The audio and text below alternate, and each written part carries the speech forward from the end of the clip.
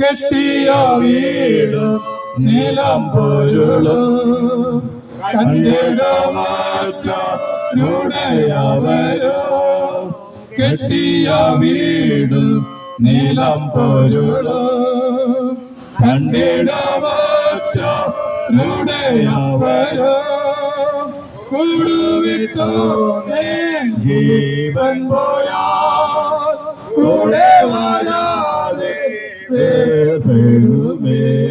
നോക്കുമ്പോൾ നമ്മുടെ ദേശം നോക്കുമ്പോൾ ഭവനങ്ങൾ നോക്കുമ്പോൾ പ്രിയമുള്ളവരെ ഇന്ന് ലോകോത്തര പ്രതിസന്ധി നോക്കുമ്പോൾ നമുക്കറിയാം സ്തോത്രം ഒരു വിധനെയും സമാധാനത്തോടെ കഴിയാൻ കഴിയുന്നില്ല. പ്രിയമുള്ളവരെ മാതാപിതാക്കൾക്ക് തന്റെ മക്കളോട് സ്നേഹം സംസാരിക്കാൻ കഴിയുന്നില്ല, മക്കൾക്ക് മാതാക്കളോട് സംസാരിക്കാൻ കഴിയുന്നില്ല, മക്കളെ മാതാക്കൾ ഭയം, മാതാക്കളെ മക്കൾക്ക് ഭയം. പ്രിയമുള്ളവരെ ആ ഒരു വല്ലാത്ത കാലം നമ്മൾ കടന്നു പോകുമ്പോൾ ഇന്ന് പകൽക്കാലം നമ്മളെ ആശ്വസിപ്പിക്കുവാൻ, നമുക്ക് സമാധാനം തരുവാൻ, നമുക്ക് സ്വസ്ഥത തരുവാൻ പ്രിയമുള്ളവരെ ആ കാലിനെ കുറിച്ച് കാണിച്ച സ്നേഹത്തിലേക്ക് ഒന്ന് മടങ്ങി വരുമോ?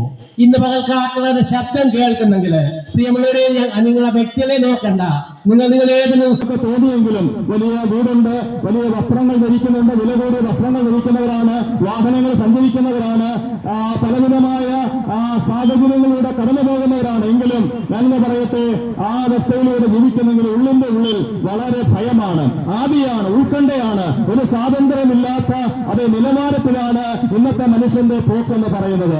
കാരണം എന്ന് പറഞ്ഞാൽ വസ്ത്രമുണ്ടെങ്കിലും ധനമുണ്ടെങ്കിലും അതേ നാളത്തെ കാര്യത്തെക്കുറിച്ചുള്ള വലിയ ആദിയോട് അത് മറ്റുള്ള കാര്യങ്ങൾ തേടിപ്പോകുന്ന ഒരു ലോകമാണ്. അത് ചിലർ ലഹരിക്ക്, ചിലർ വിനോദത്തിന്, ചിലർ മറ്റുള്ള കാര്യങ്ങൾക്ക് വേണ്ടി അത് ആശ്രയിക്കും. പക്ഷേ അതുകൊണ്ട് യാതൊരു പ്രയോജനമില്ല.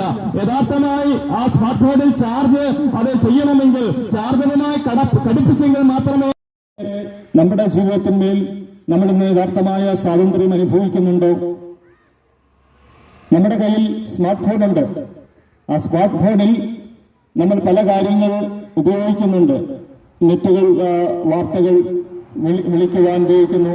പല കാര്യങ്ങൾ നമ്മൾ വളരെ ശ്രദ്ധാപൂർവം അത് ഉപയോഗിക്കുന്നതിന്റെ വെളിച്ചത്തിൽ നമുക്ക് അത് പ്രയോജനകരമാണ് എന്ന് തോന്നും. എന്നാൽ ഈ വില കൂടിയ സ്മാർട്ട് ഫോൺ 50,000-ന്റെ 1,00,000-ന്റെ ഒക്കെ സ്മാർട്ട് ഫോൺ അതിന്റെ ബാറ്ററി തീർന്നാൽ, അല്ലെ അതിന്റെ ചാർജ് തീർന്നാൽ നമ്മൾ എന്താണ് ചെയ്യുന്നത്?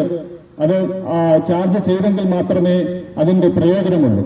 അല്ലെങ്കിൽ അത് വെറും കട്ടയാണ്, അത് വെറും ഒരു ഉപയോഗമില്ലാത്ത വസ്തുവായിട്ട് മാറും. എന്നതുപോലെ നമ്മുടെ ഉള്ളിൽ പലപ്പോഴും ഒരു സ്വാതന്ത്ര്യമില്ലാതെ ഒരു ലഭിക്കും. അതേ വൈദ്യശാസ്ത്രത്തിന്റെ അടുത്ത് പോയാലോ, അതേ മനഃശാസ്ത്രത്തിന്റെ അടുത്ത് പോയാലോ ആത്മാവിന് ശാന്തി